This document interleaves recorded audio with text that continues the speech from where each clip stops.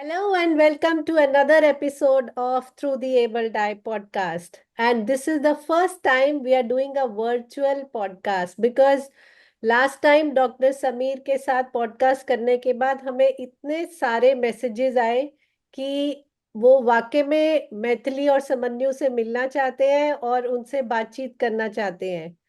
और मैथिली इस time US में है और समन्यु पुणे में, तो इसीलिए हमने सोचा एक वर्चुअल पॉडकास्ट करते हैं और बच्चों से खुद बात करके पता करते हैं कि आजकल वो क्या कर रहे हैं and house the life. So welcome Maithili and welcome Samanyu and welcome Dr. Sameer. Nice to see you. Thank you so much. Thank you for having us all here. Yes, I'm excited. I'm equally excited today as well. Maithili, please introduce yourself. So, hi everyone. My name is Maithili, and I'm a bilateral implantee. Right now, I'm studying in the US. I'm here for my graduate studies, and I want to thank Ritu ma'am for inviting me on this podcast. Thank you so much. It's a great honor. Welcome, Samanyu. Please introduce yourself. Yes, hi everyone. My name is Samanu. I'm currently a third year engineering student studying in Pune, and I'm also thankful to Ritu man for this amazing opportunity to be on this podcast. Thank you for being with us and looking forward to a wonderful conversation with you all. Yes. Maithili, are you comfortable speaking in English or Hindi? What do you prefer? I prefer English. Sorry. No worries. So you went abroad straight after your 12th, which means you have done your undergrad course and then you are doing your post graduation from Columbia. So how Yes. has the life been managing things on your own with respect to, say, waking up on your own, cooking for yourself, washing dishes, what all? How's that life has been?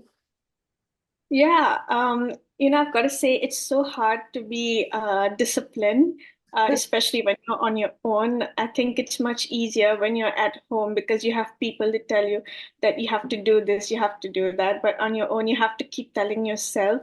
So that's really hard, but I'm getting the hang of it. Um, you know, uh, Cooking has become easier now because because where I live right now, it's so easy to commute from one place to another to get anything that I need. And yeah, so cooking has become easy, taking care of any shows has become easy. And about like the most important thing for me is taking care of my implants. Ah, So I'm happy that I've been able to do a good job at that because that requires a lot of responsibility. And it's not something that comes initially, right? It's something that gradually develops over time. So yeah, I would say it's been a slow process, but I'm getting the hang of it.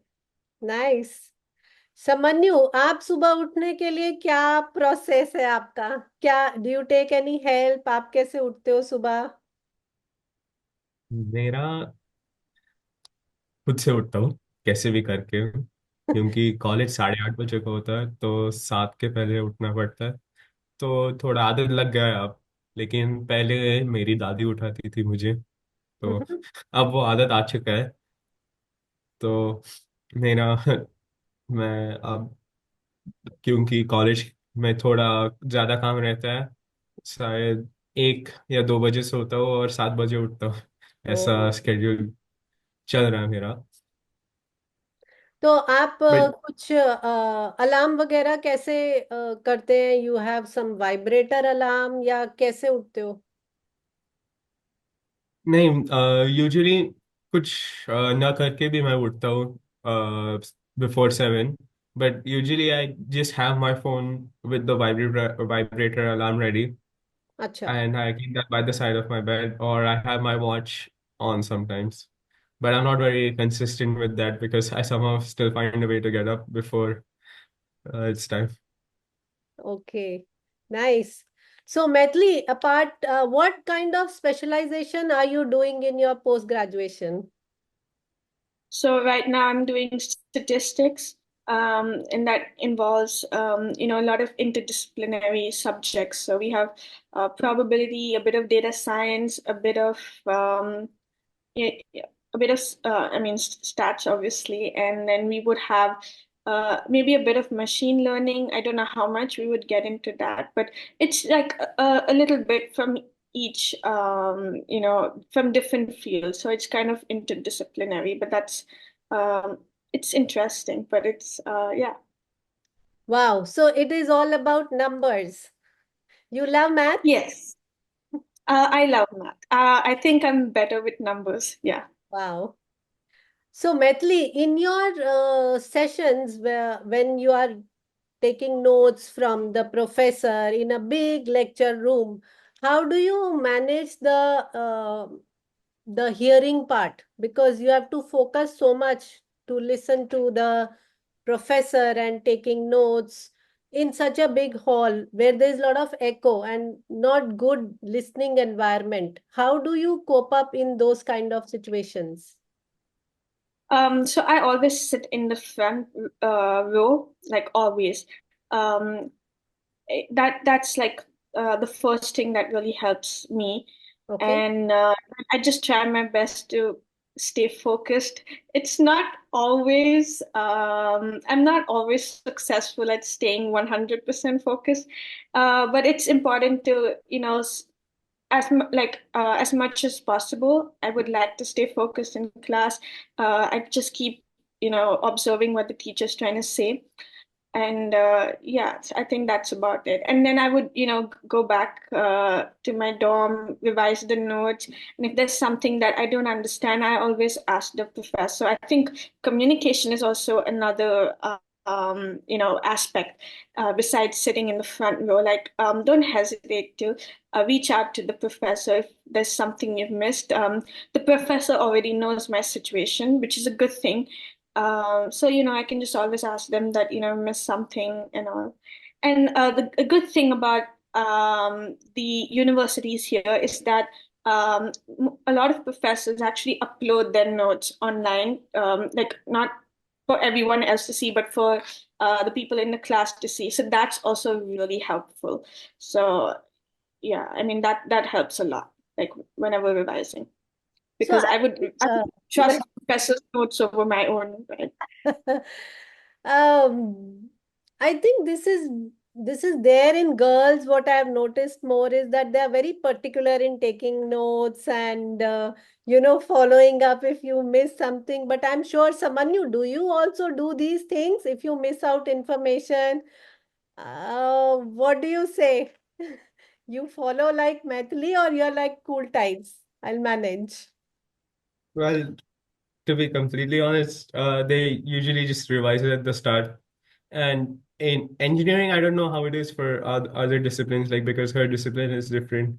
But I'm doing computer science and engineering, so I don't take notes one bit. I just pay attention in class and I keep asking them stuff, and I just answer whatever they ask. Wow. So I keep whatever I feedback is going on from me asking and me answering. I remember that. And in terms of studying, it's more just applying what you're learning when you're working on projects. So in the end, I end up revising that, and that's how my process works. Okay. And if I do miss anything, I am more on the side of it's not like I'll really require it, or I'll just cover it up on my own. So Yeah, yeah. See, that's I'll a manage. Mathily is like really studious and very particular about things. And you're like, I find you like a cool type, okay, I'll manage, don't worry.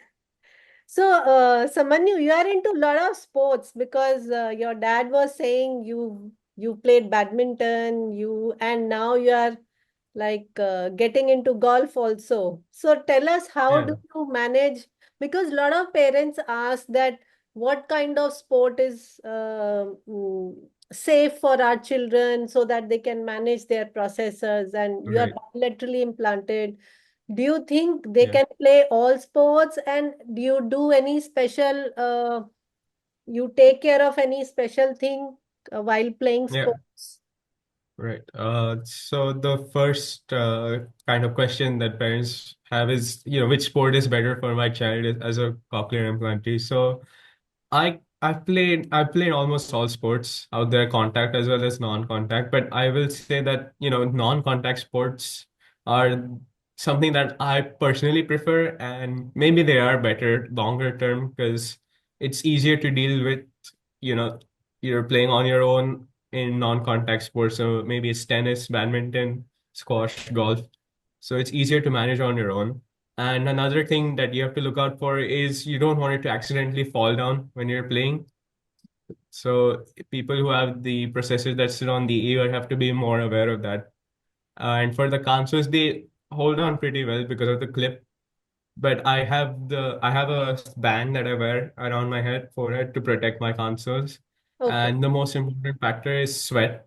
So I have the cochlear sleeves. I'll just show you an older one if I have it here. Yeah. So this is the older processor sleeve that I have here. Yes, So yes. this absorbs the sweat, and I keep a face towel next to me at all times Okay, because I need to minimize the sweat damage as much as I can. right. So And basically, you wear a band so that it is protected. It's not, the Yeah, processors don't fall. Then you have those yeah, sleeves to protect, and have your a small towel to wipe the extra. yeah, So you do those things. Methli, yeah. are you also into some kind of sport? well, I was actually going to say that I was going to add a point. I'm sorry if I interrupted. I didn't mean to. I'm so sorry. But yes, I used to play a lot of sports. I used to play basketball, badminton. I played tennis before playing badminton. I used to also swim, and I used to also play table tennis. And I played golf when I was in India. So, as you can see, all of them are non-contact except for basketball, which was a contact sport. Yeah. So, but that was in school, and it was with girls, so I didn't have a problem. Um, but one thing I like to do when I play sports is I use my backup processor. So I don't use the consoles. Again, this is to each their own. So it depends on how the implantee wants to carry out their plans for playing sports. I prefer to use a backup. So the backup means not the console. So that just makes just for my own assurance. Okay. Right. So, I've also heard that you, at one point of time you were also playing piano, which means you were also into music. How I play whenever I have time. you still play piano? Yeah, whenever I get the time to practice, I do. How nice. So, when did you start playing piano? Did you learn it uh, officially, like proper taking lessons, or was it just a hobby, casual hobby? So it actually started professionally, Hmm. sort of. I started when I was like really young, and I even have given two exams as well. Wow. Uh, yeah. But then afterwards, I mean, that happened. There was a lot of academics, and it just got really hard for me to balance things. So I just guess it became more of a hobby. But um, I'm really determined that once I finish my higher education, I would definitely love to go back to giving exams for it. That's something that I've already, set my mind on. Wow. And Samanyu, how about your social life? You have friends, and how easy is it, or was it difficult to make friends over there when you left straight after school for your engineering? It's pretty easy. I mean, I'll say this, engineering people are really chill. Mm-hmm. So at the end of the day, everyone's your friend unless you personally go out of your way to quarrel with someone. But yeah, it's really, see, for me, it's really easy to make friends, but that's more of my personality because uh, I can get along with people. We all have similar interests. There's always something to talk about. Maybe it's, watching the same sports or having the same interest in the domain that we're studying. Right. And that's how you make friends. You just keep talking with them, and sooner or later you're just hanging out with them almost every day. Yeah. So it's more to do with your own personality, that Yeah. how comfortable you are talking to others and, making Yeah. friends. Because a lot of And parents say that our children are not so comfortable in group discussions or oh, going out, making friends, more of a social integration. Uh, to be to add on that, I mean, it's more about the fact that Maithili and I have been in normal schooling since pre-KG. Right. So we've always been, like normal kids. So we don't really, I mean, maybe it's a personality thing that they don't feel more towards, being in a social circle. They prefer to be more on their own. But for the two of us, because we've been with normal kids, or we've been with kids who we can easily make friends with since the beginning, it comes easy to us now. Right. And everyone's kind of curious about what your cochlear implant is, and they're always just fascinated to learn more things. Right. Nice. Yeah. So, Maithili, both of you are bilaterally implanted. And I understand, Maithili, you were 2.5 somewhere when you got your first implant, and your second implant was at, say, after the gap of 6 years, right? Yeah. Yeah. So, my question, because this is a very common question again, which parents often ask, is the gap between the two processors, like getting the second processor. Suppose your old processor is P1 and you got the second processor P2 after 6 years. Were you comfortable in adapting the second processor, and do you think, say, after 10 years of using that, your P1 is functioning same as P2? So all I want to ask is your personal experiences, how much time it took you to actually accept it after such a long gap, and are you okay now, and how is it as on today? Okay, yeah, I get what you mean. So personally, I take a while to get used to new things. It may not just be my implants; it could be anything in life. So, that's just my personality. So that kind of got here as well with my implant. So I took a lot of time to get used to it. Years. I did speech therapy. I did a lot of things, but it took me years to get adjusted to the second processor. It could be different for someone else. I don't know if there's someone else who had the same situation as me, but I would say it was, initially there was that level of discomfort, but I think it's all about patience, which is something I didn't have when I was a kid, but now I understand the value and the importance of patience. So I think it all comes down to that, and it also comes down to believing in yourself as well. Right. So as on today, do you think if P1 is not there, you are okay to wear P2 and you are as comfortable as P1? I think I would be, Wow. but I think I would be, but I hope that doesn't happen to my P1 Yes, yes, yes. because Absolutely. because Yes, at the end of the day, it's still my dominant side, I would say. yes. So it's like I don't know if this is a good analogy or not, but it's like, you have two hands, right and left. Supposing you're right-handed and you also want to write with your left, so you start doing that for years and years. But still, you would be more comfortable with the right hand just because, it's something like, I don't know if this is a good analogy, but it's something like that. So Samanyu, coming to you, Yes. your second implant was just after, say, first year of within a year or so that you got your second implant as well. So for Yeah. you, do you think there is a difference between P1 and P2 as much Maithili had? No, there isn't any difference between my two processors.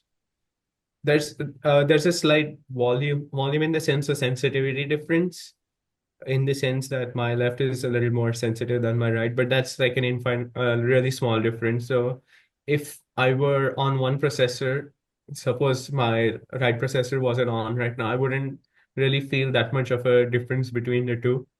But I always prefer having both of my processors, because if you Yeah. can hear from two ears, it's Yeah. always the best. So you are okay with whether it is P1 or P2? You want both, Yeah, but they functional equally for you most of the times. yeah. But it's the same as Maithili. I had to go through the speech therapy. I had to keep up with the lessons as well. So, uh, although for me it may have been easier to grasp the concepts that were being applied over there, and to kind of keep in touch with the lesson plans that were going on, because there wasn't as much of a discrepancy. I was probably easier to manage in that aspect, Right. I think. So I think, Dr. Samir, when it comes to bilateral implants, mapping and balancing of both the processors in mapping is plays a very critical role. So you had good backup, you had good audiologists with you, and how often you used to go for mappings? So I'll answer this. The present the To have a good audiologist is a blessing indeed, Yeah. because Can we have there your are not mic many. on? Can we have your Sorry. mic on? Yeah, Yeah. yeah. Sorry. To have a good audiologist is a blessing indeed, because there are not many trained audiologists in India even, because that to find a good audiologist who can map the processors is Yes. very important, is very crucial. Right. When we were in Australia, we were associated with the implant clinic, so we had proper audiologists, and we were very lucky to have good audiologists there and here also in Pune. Dr. Manke, who has been our sort of backbone. So for any processor related problems, we have always reached out to her, and she has helped us.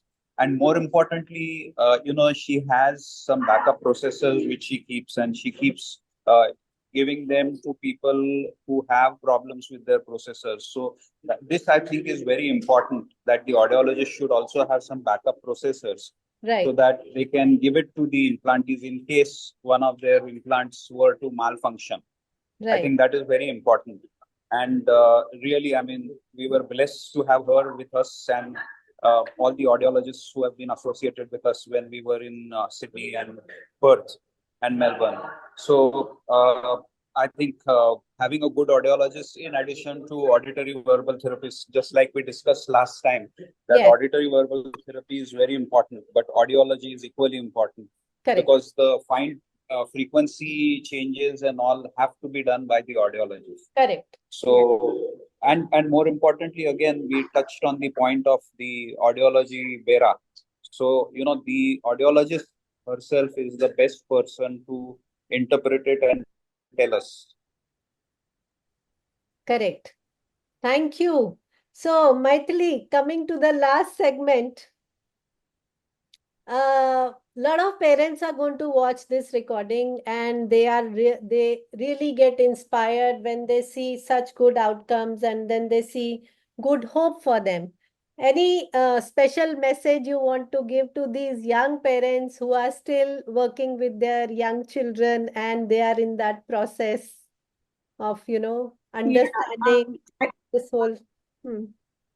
yeah, I think one thing I would like to say is don't give up on hope. Hope is a very powerful thing, even if it sounds very simple. The simple four-letter word is a very powerful tool. So don't ever give up on hope, and Um, have patience with the child. Um, you know, and do your best to make sure that the child has a good audiologist, has access to speech therapy, and support the child in any way you can. Samanyu, you want to give a message to the families? Yeah, it's a matter of just believing in the process. Sure, at the start, you may feel that it's a hard task, and you may feel that how will my child, be able to survive in this world?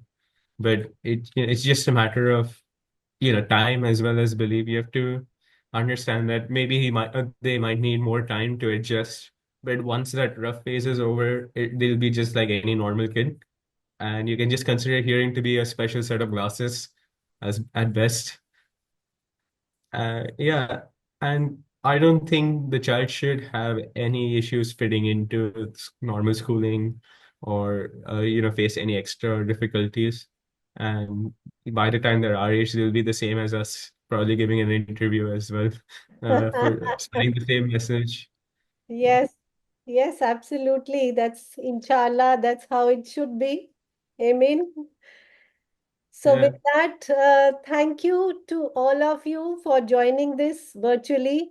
I'm sure this is going to bring another light, and Diwali is around. So, this is like lighting a lamp of hope for all the young parents. With that note, I request all the families to like, share, and subscribe the channel, and we shall continue this journey of getting new information, young adult recipients, and other educational information through our podcasts. So have a nice day. Happy Diwali to all of you. Have a Happy good Diwali to you and thank happy you for Diwali. having us Thank all you. together. Thank you. thank you. Yeah, Thank you. Happy Diwali. Happy Thank you for Diwali. having me. Thank you. thank you once again, and happy Diwali. Happy Diwali.